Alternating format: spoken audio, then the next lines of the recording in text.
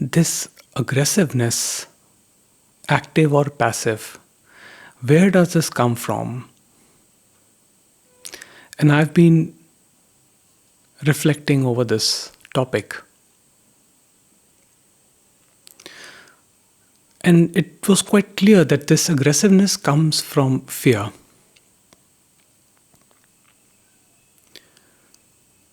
And the obvious question then is, where is the center of that fear? Because there is hurt. Clearly there is hurt. People say something, I feel hurt. People challenge my beliefs, I feel hurt. People reject my ideas, my beliefs, my concepts. It hurts. But where is the center of this hurt? Where is this hurt arising from? So at the core, the question is, what are we trying to protect? That which we are trying to protect, that is the one which is responsible for this constant reactivity, aggressiveness, and suffering that we experience in daily living. Because biological organism is a highly evolved instrument by nature that acts and reacts according to conditioning. Now, at that level, there are two functions happening. One is consuming the input. The biological organism consumes a stimulus, an input. There is a remembrance of it and registration of it. Now, remembrance of it is a part of the biological organism because that is required for daily living. For example, if you touch a live wire, you get a shock. If you put your hand into the fire, it burns.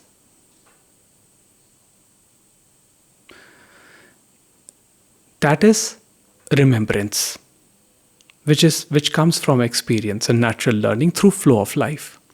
Then there is registration. Registration is when what is consumed carries forward in horizontal time as thinking, which is the ego or the thinking mind, as Ramesh Balsekar would call it. Problem with registration is that it causes constant hurt, constant pain. Registration of insults, registration of something that was said in the past, something that happened in the past, which is now coming in the present. And as it comes in the present, it causes hurt. And our first reaction is to not feel that hurt. We just want to move away. So we are not facing our fears. We are trying to avoid, we are trying to find alternate routes. But in that, trying to find a solution to the perceived problem of fear, we are actually creating more and more trouble for ourselves. Because this trying to solve the problem by changing myself, by quote unquote fixing myself, by making myself more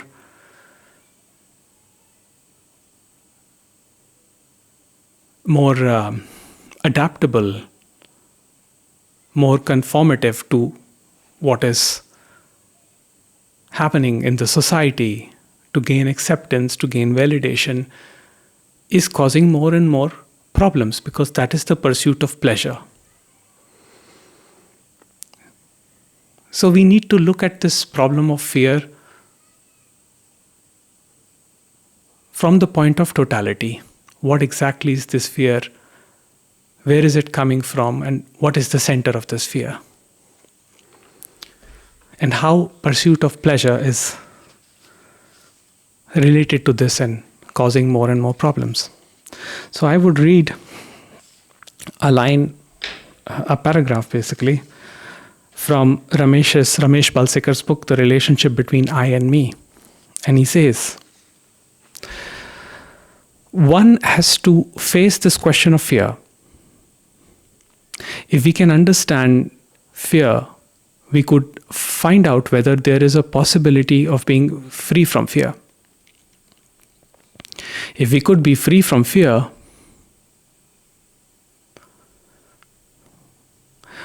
would there be aggressiveness? Is it possible to live without fear? You are afraid of your neighbor, your boss. He might not give you a raise. He might take away your job. You may be afraid of your spouse because they dominate, nag, and bully. Why is one afraid? Because one yearns for continuity. They dominate you, they bully you, they have contempt for you. So what takes place? You are afraid of losing them, and you get used to this fear. Gradually you become duller and duller, and you lose all sensitivity. You rarely smile. Similarly, you have become used to rotten society in which you live. You have used to the Gita, the Upanishads, and all similar crutches, but inwardly you are dull. What are you to do? Is that not the question? I have become completely indifferent, even callous, because of various reasons. My family, overpopulation, the enormous burden of thousands of years of tradition, the endless rituals, the squalor inside the house and outside, and so on. I see the cause and the effect, and I see that it is impossible to live that way. The point is that if I change, what is it? Because it is painful, then I am pursuing pleasure. It is really this pursuit of pleasure which is cause of my dullness, indifference, and callousness. You see, this whole movement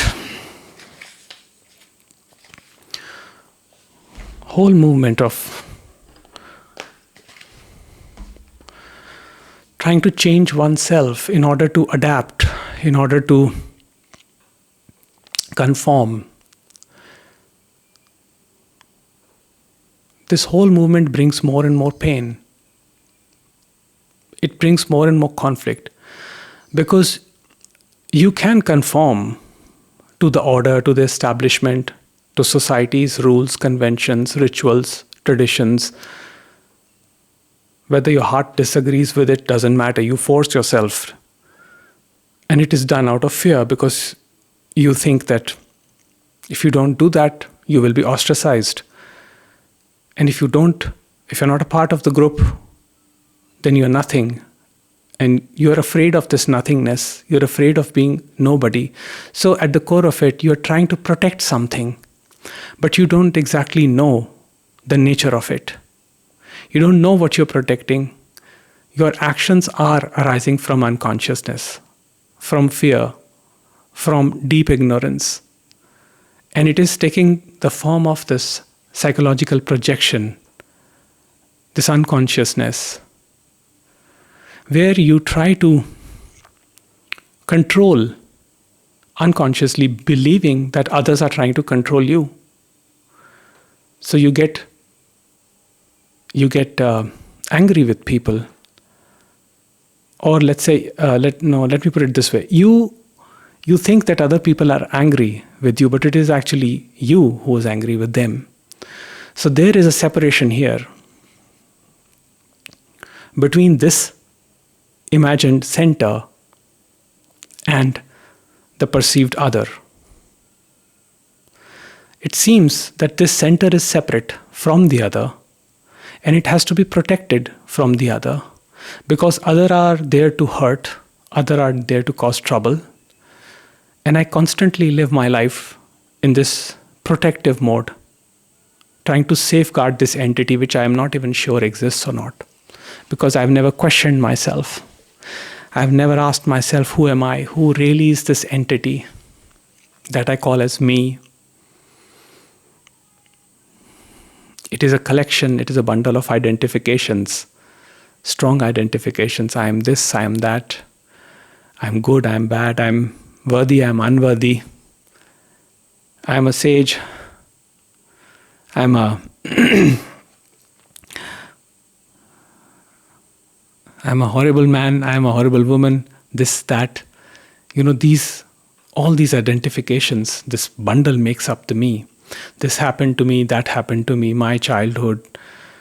I didn't get this, I didn't get that. People were horrible. All this story, it forms this collective identification. And it gives it a center, me. But we never question if there is any reality to this me. So suffering essentially is me and my story propagating in horizontal time. It should be like this, it should be like that. So I try to find solution to my fears because I see that as a problem. But I do not sit with the problem to see if the problem is real in the first instance or not. Because majority of problems are not even real. When we sit with our suffering, which is happening in the moment, and we are totally attentive to that, there comes an insight which breaks this chain of thinking, where I'm just constantly flowing unconsciously, and I'm projecting, I'm holding others responsible for my pain, my misery. I feel unsafe, I feel unloved, and I project that onto others because they don't love me, because they are trying to hurt me. That is why I feel unsafe, I feel unloved. But at the core of it, who is the one that is feeling all this? Who is the one that is holding all of this? Who are we trying to protect by behaving in this, by giving expressions to these projections? We do not examine that, we do not question that. So what we do is we try to seek pleasure.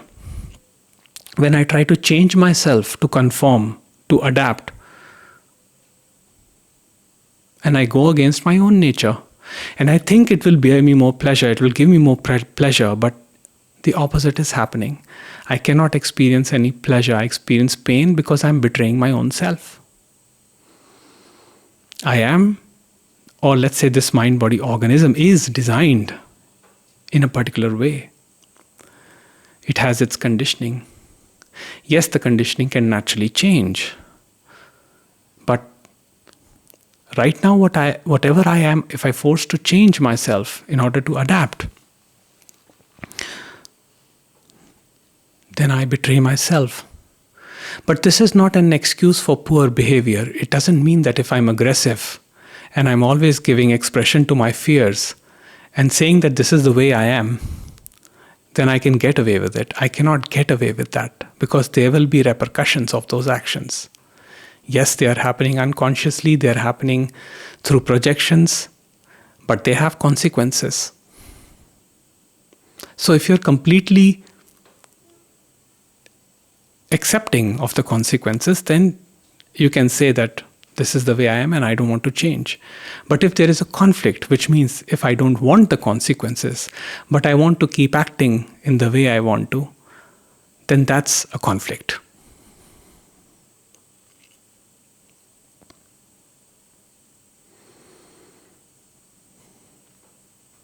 So we try to alter this movement, pursue more pleasure in order to avoid pain. So we take help of substances, food, sexual activity, or entertainment.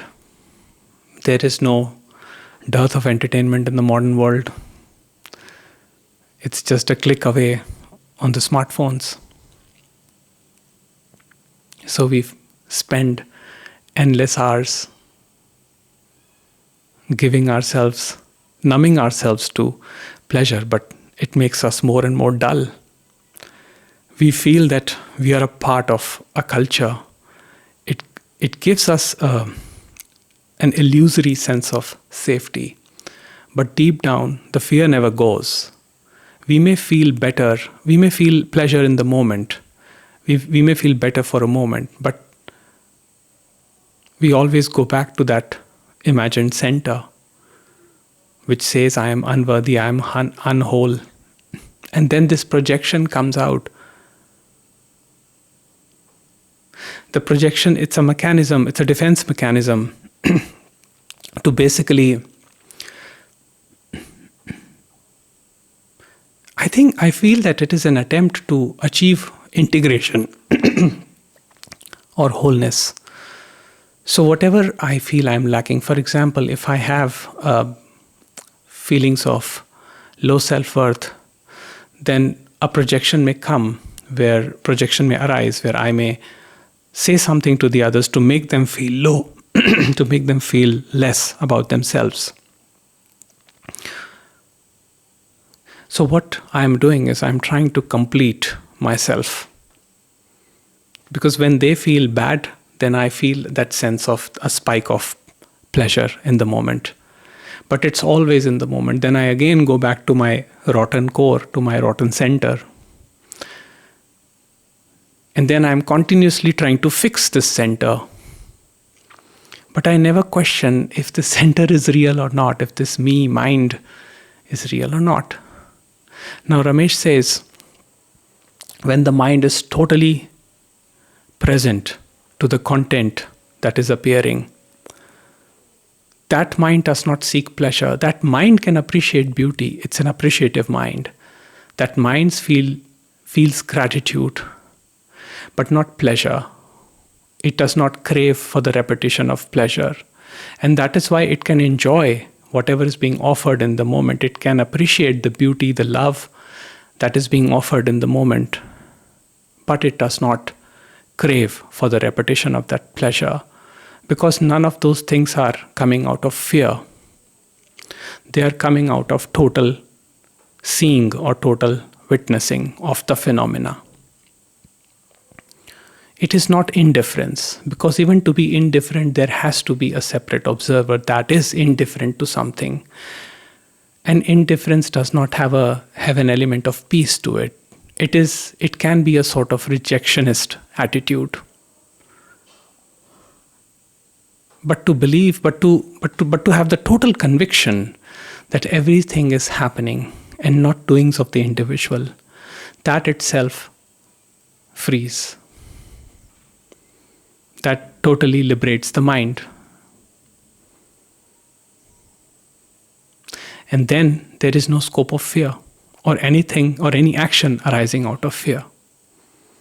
So one can appreciate beauty, love, wholeness, and one already is complete.